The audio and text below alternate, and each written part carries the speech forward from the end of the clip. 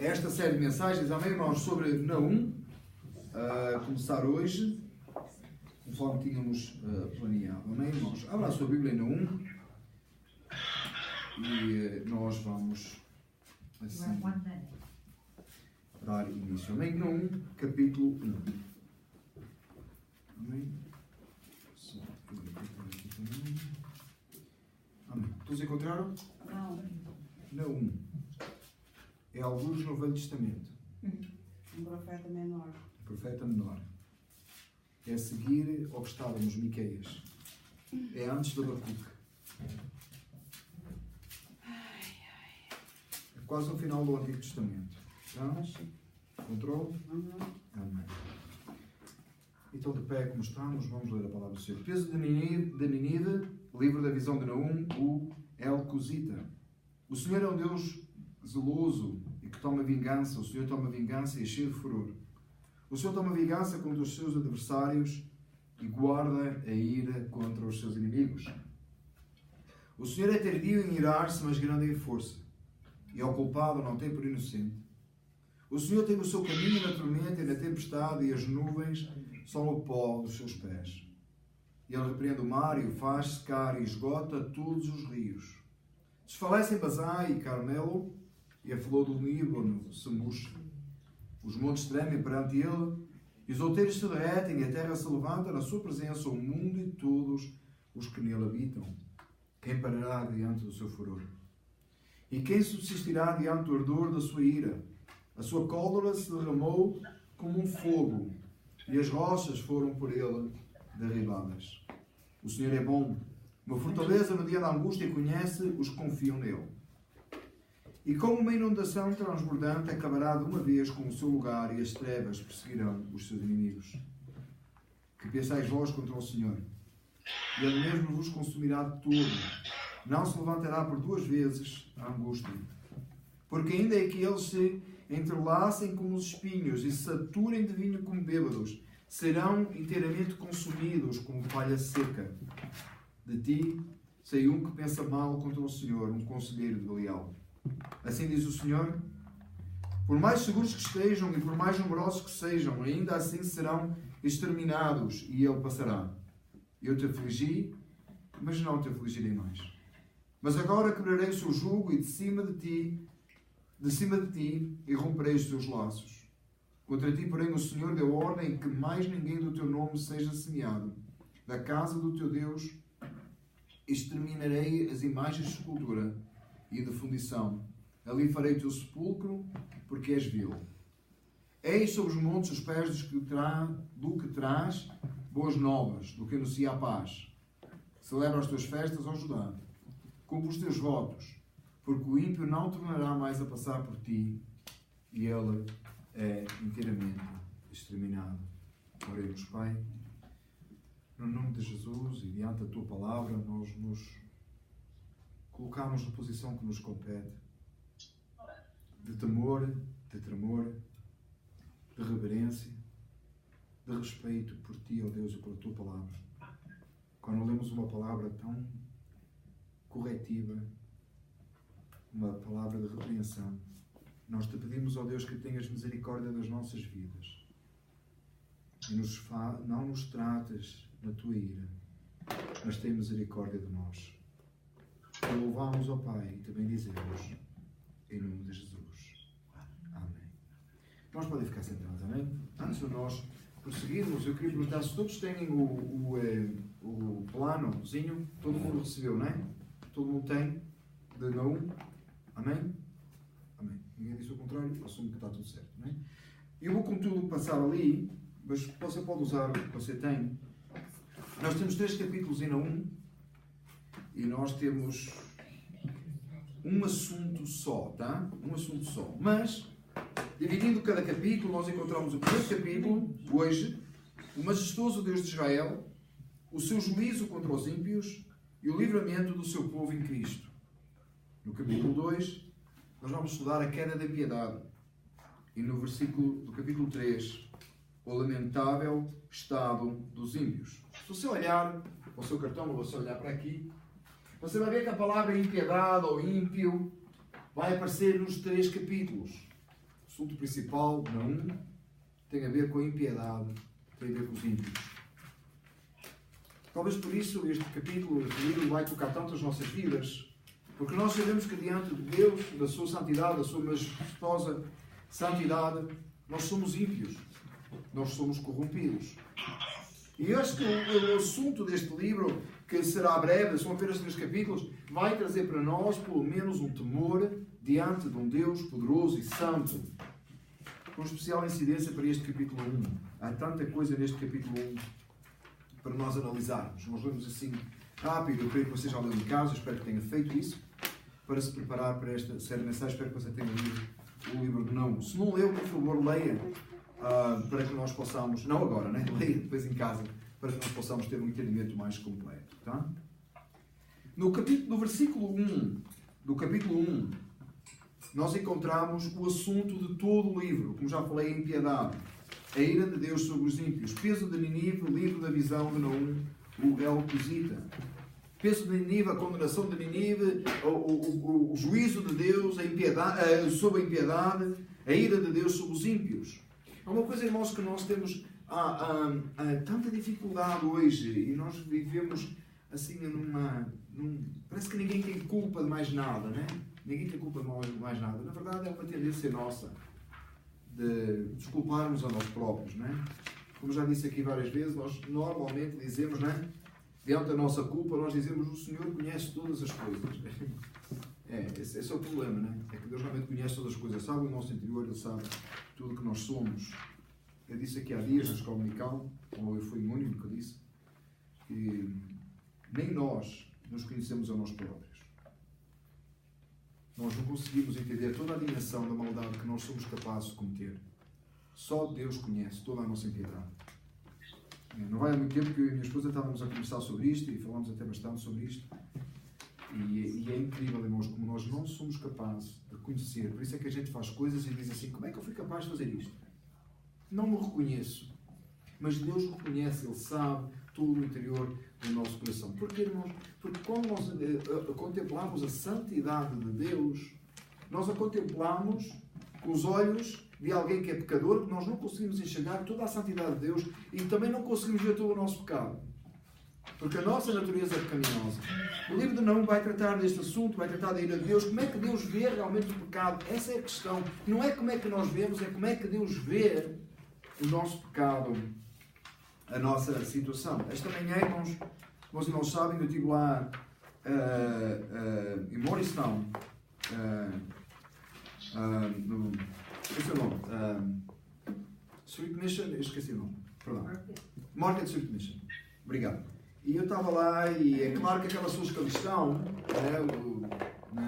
pessoas com dependências, álcool, droga, eles estão ali por aquela causa, né? Eles estão ali por aquela causa. Eu estava a dizer a eles esta manhã que vocês estão aqui por consequência do pecado, é claro. Mas todos nós estamos em situações diferentes da vida por consequência do pecado. Não é só eles que estão ali. Nós somos vítimas do nosso próprio pecado. Nós é que nem nos apercebemos.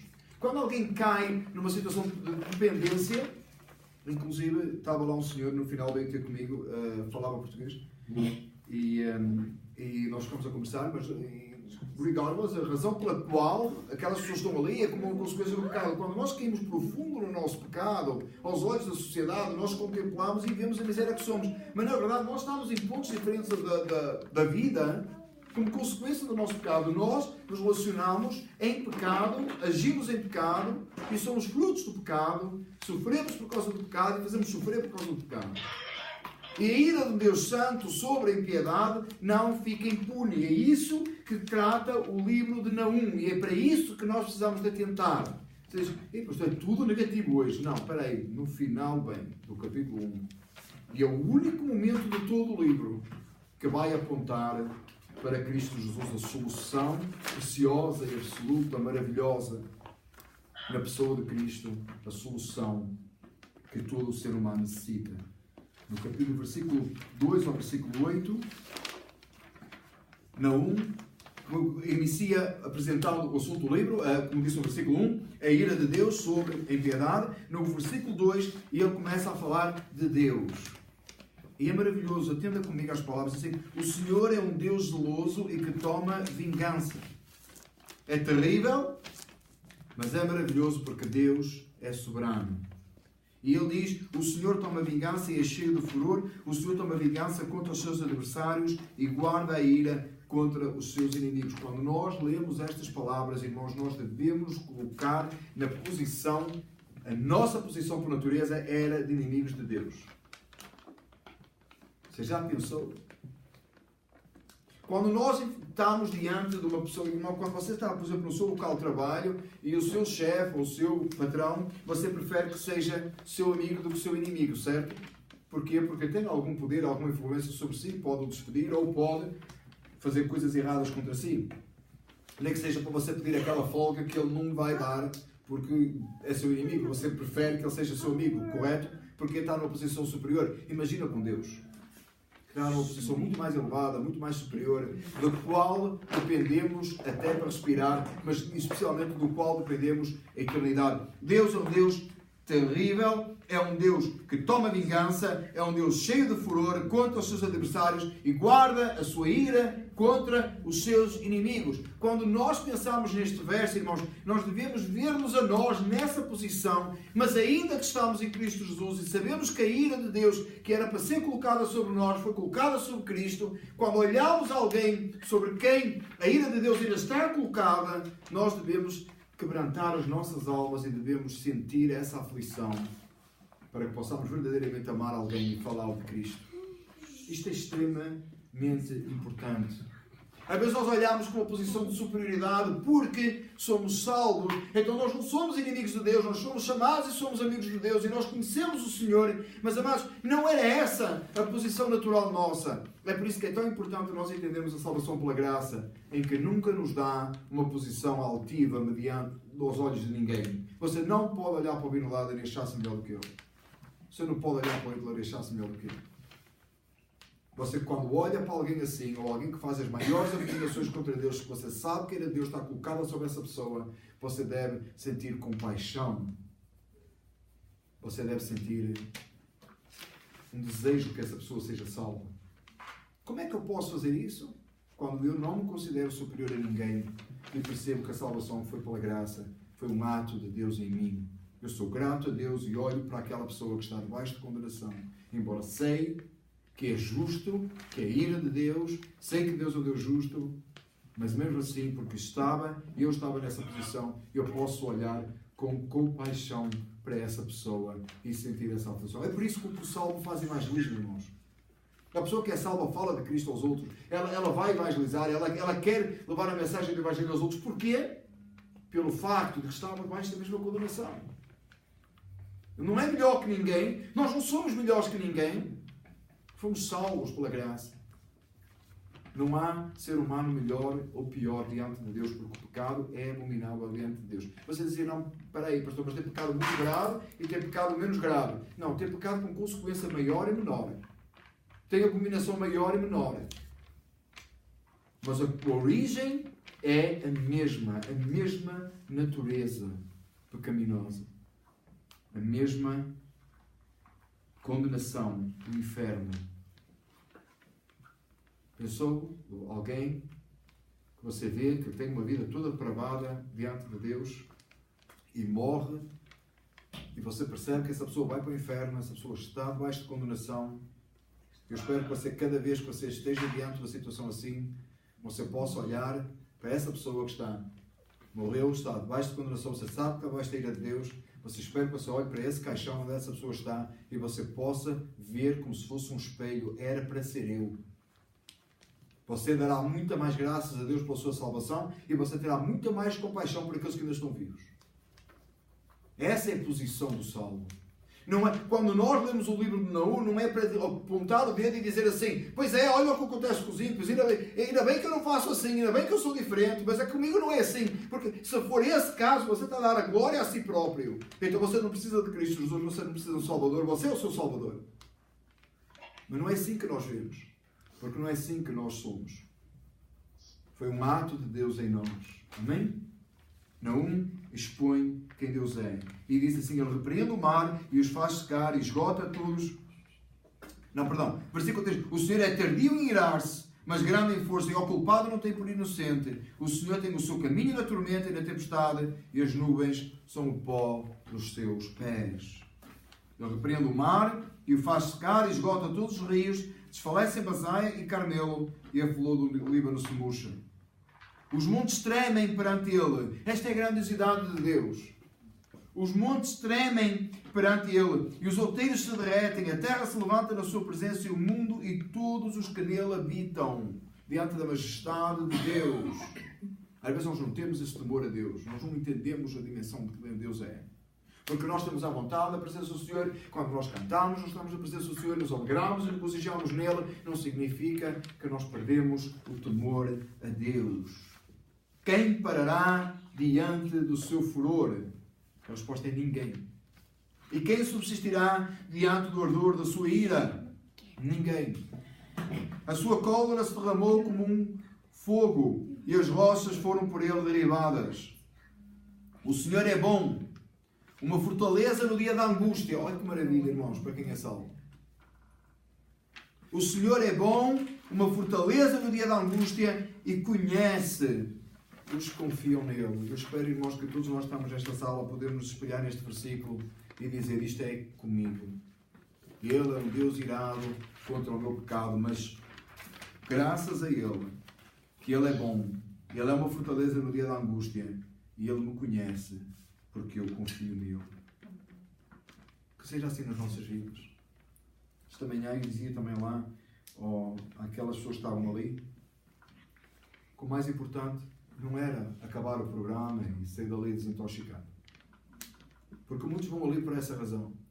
Eu disse: o mais importante é sair daqui e cada um de vós ser como Cristo e ter uma vida exemplar. As vossas famílias precisam ver vocês de volta viver como Cristo. Irmãos, eu tenho um desejo grande de levar todos os homens da igreja lá. Quando você vai a um local assim e você vê o desejo por Deus, a necessidade da libertação que as pessoas têm, você percebe a angústia. Quando eu falei isto, estava um senhor já com uma idade, sentado na primeira fila, assim como está o Pedro. E quando eu disse: o que as vossas famílias precisam, não é que vocês saem daqui com o programa acabado, é que vocês voltem para casa e sejam como Cristo e mostrem Cristo na vossa vida. O homem baixou os olhos com um ar pesado, com um semblante pesado. E nós muitas vezes ouvimos a palavra de Deus e sabemos isto tudo. E não estamos nessa condição. E é por isso que nós às vezes tendemos a achar-nos muito bons. Mas é muito importante nós percebermos, irmãos, que a salvação é uma dádiva de Deus, à qual nós devemos ser eternamente gratos. Devemos viver para a glória dele. Às vezes nós temos tudo e não percebemos. Mas quando a gente vai a um local onde alguém que não tem, que caiu fundo, por culpa deles, ninguém está a tirar a culpa, irmãos. Porque a culpa do nosso pecado é nossa. Mas quando a gente vê uma situação assim, eu disse a eles lá hoje, eu cada vez que venho aqui, eu sou abençoado. Porque você vê, não estou a dizer todos, mas você vê alguns com desejo por Deus tão grande. E eles cantam, batem palmas, são muito barulhentos. Mais pentecostais que a gente. Que é? Eles, irmãos, você vê um desejo por Deus. Você olha para as caras de alguns, e alguns ainda estão, irmãos, ressacados, a gente percebe que nem estão bem lá, mas alguns estão com um desejo tão grande de que Deus os ajude. E nós, às vezes, irmãos, não temos essa noção. Nós não percebemos isso. Nós não percebemos isso. O majestoso Deus de Israel é o seu socorro, é o seu auxílio, é o único que pode e que nos dar salvação. Ou é Ele o nosso Salvador, ou a gente um dia enfrentará a ira de Deus. Este Deus que faz tremer os montes, que a terra toda se levanta. Esse Deus que não tem o culpado por inocente. Entenda que Deus não tem o culpado por inocente. Nós somos culpados diante de Deus. Ele não nos tem por inocentes. Ele fez o seu Filho culpado em nosso lugar. E Ele que era inocente. Ele não toma o culpado por inocente. Ele não simplesmente esquece o meu pecado. Ele coloca o meu pecado sobre Cristo. E Cristo paga um preço completo e absoluto para que a justiça de Deus seja feita. e eu pudesse ser salvo. Você percebe isto, irmão? Aquela multidão, já disse isto noutra altura, nós, aquela multidão toda lá a clamar, crucificam, crucificam, crucificam. Naquela cena toda, irmãos, onde é que eu me identifico? Na multidão. Clamando para que Cristo fosse crucificado. Porque se Ele não fosse crucificado, eu não seria salvo. E eu enfrentaria a ira de Deus, a mesma que Cristo enfrentou na cruz. Você era capaz de pedir que Jesus fosse crucificado em seu lugar?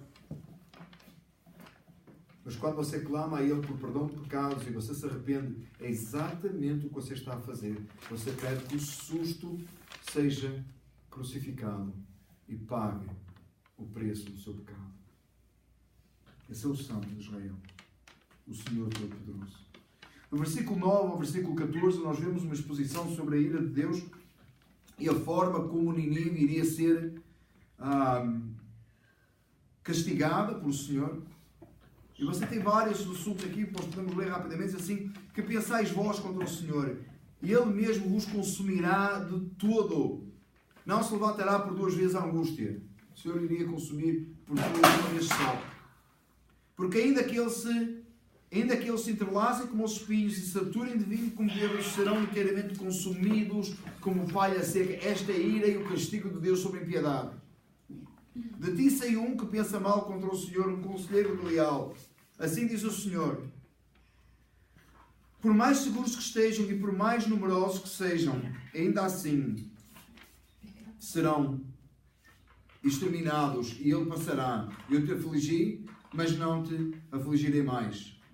Mas agora quebrarei o seu jugo de cima de ti e romperei os teus laços. Contra ti, porém, o Senhor deu ordem: que mais ninguém do teu nome seja semeado, da casa do teu Deus exterminarei as imagens de escultura e de fundição, ali farei o teu sepulcro, porque és vil. Claro que o profeta está a falar daquilo que Deus iria fazer com relação à cidade, a de Nínive, a nação da Síria, mas entenda esta palavra colocada sobre a sua vida e sobre todo o ímpio, aquele que não tem Cristo.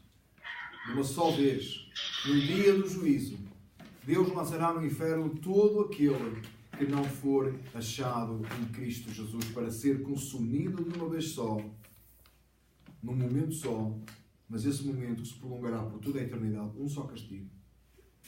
A ira de Deus despejada para toda a eternidade. Porquê? Mas você só ofendeu a Deus durante uns anos. Porquê toda a eternidade? Porque ofendeu um Deus que é eterno. Ofendeu o eterno propósito de Deus. Boa notícia chega no versículo 15 e diz assim: eis sobre os montes os pés do que traz boas novas, do que anuncia a paz. Celebra as tuas festas, ó Judá, cumpre os teus votos, porque o ímpio não tornará mais a passar por ti, ele é inteiramente exterminado. O que é que acontece com o povo de Deus? Eis os pés do que traz a boa nova. Note, irmãos, que este texto está repetido em Romanos 10,15 e em Romanos 10,15 está no plural. E nós às vezes teríamos, já ouvi grande confusão com isto. Refere a Jesus, refere aos mensageiros. Abra comigo Romanos 10,15. Dependendo da versão da Bíblia que você tem, se você está com a Almeida Revista e Corrigida, na Romanos 10,15 diz o seguinte: e como pregarão se não forem enviados, como está escrito, quão formosos os pés dos que, plural, anunciam a paz, dos que anunciam coisas boas, referindo-se àqueles que vão anunciar, nós, a igreja. Em Naum, o assunto está no singular, aquele que anuncia os pés do que traz boas novas, do que anuncia a paz. E esse é Cristo Jesus, único. Só Ele traz, só Ele é as boas novas.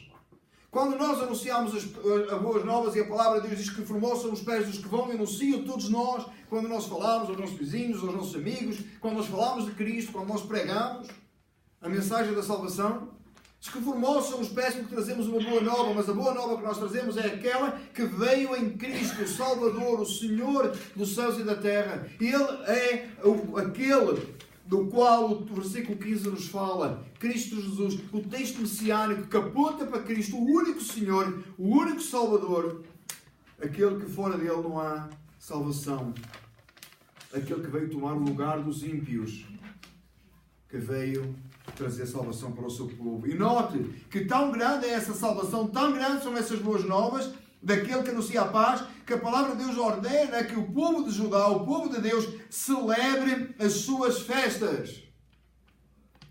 O povo de Deus é chamado a celebrar a salvação que tem em Cristo Jesus. Ao mesmo tempo que nós percebemos que éramos culpados, uma vez que nós fomos justificados, o povo de Deus é convidado a celebrar a salvação que há em Cristo Jesus e regozijar-se e deleitar-se no seu Deus, no seu Salvador, no seu Senhor e fazê-lo para todo sempre. Por isso é que a palavra de Deus diz que o céu é um local, nós entendemos que é um local de alegria, onde não haverá lágrima, onde não haverá dor. O céu é o lugar onde nós eternamente e perpetuamente cultuaremos a Deus, glorificaremos o nome dele. Mas hoje, irmãos, nós que entendemos a ira de Deus sobre a impiedade, nós que entendemos que essa ira estava colocada sobre nós, nós que entendemos que Cristo Jesus veio e tomou o nosso lugar, nós que entendemos que fomos salvos dessa condenação, não há mais ira de Deus sobre nós. Porque Cristo levou no Calvário. O que é que nós temos a fazer? Temer diante desse Deus, com certeza. Mas regozijar e alegrar, porque a nossa alma foi salva. Gozo no meio da dificuldade. Prazer em servir o Senhor. Fomos chamados para viver assim. A palavra do Senhor alerta para que o povo de Deus viva desta maneira. Alegre-se no seu Senhor, alegre-se no seu Salvador. Contemple a majestade da sua glória. Tenha, como disse há pouco, misericórdia, compaixão daqueles que perecem.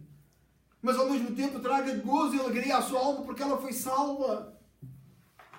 Amados, a Páscoa este ano é 21 de Abril, não é? 21 de Abril. De verdade, amados, que já tenho tanta coisa na cabeça para amanhã da ressurreição e para o tempo de Páscoa, porque é para mim um gozo tão grande quando nós lembramos que Cristo saiu do sepulcro, aquele que trazia as boas novas, Ele ressuscitou, e porque Ele ressuscitou e eu ressuscitarei juntamente com Ele, nós estaremos juntamente com Ele e veremos a glória do eterno Deus. É tão maravilhoso isto, irmãos. Mas é isso, mas também tem que esperar pela Páscoa para viver isso? Não, mas chama a minha atenção, irmãos, alegra o meu coração. Esta manhã mandei para a Isabel o texto do boletim da Páscoa. Já tinha escrito, já tínhamos preparado para fazer o folheto, eu já mandei para não esquecer de mandar, como esqueci o mês passado, mas já mandei. Mas, irmãos, quando eu escrevi aquele texto e quando eu penso nessas coisas extraordinárias da ressurreição do Senhor, é o meu domingo preferido do ano.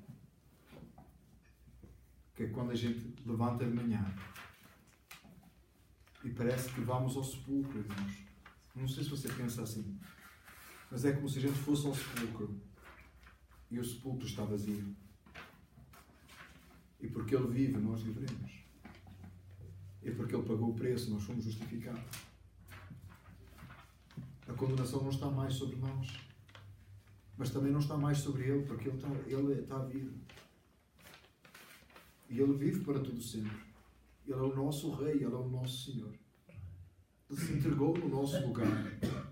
Quão formosos os pés do que traz as boas novas. As boas novas de salvação. Amados, entenda, por favor, eu gosto imenso do Natal. Eu acho o Natal lindo, irmãos, é lindo. Os anjos cantam louvores a Deus, os pastores vão ver o menino, os reis vêm lá, trazem os seus presentes. Irmãos, é lindo, é maravilhoso. A gente pensa no ministério de Jesus, coisas extraordinárias que Jesus fez. Estamos a estudar o Evangelho de João em Únia, e o meu coração se alegra em falar essas verdades. Que Ele é Deus, a forma como Ele agiu com sabedoria. Cada vez que eu preparo a mensagem para o Únia, eu me alegro muito e me regozijo no Senhor. Não porque é para a Únia, por causa do Evangelho de João, entendam, por favor. Mas quando toca a manhã da ressurreição, não há nada igual.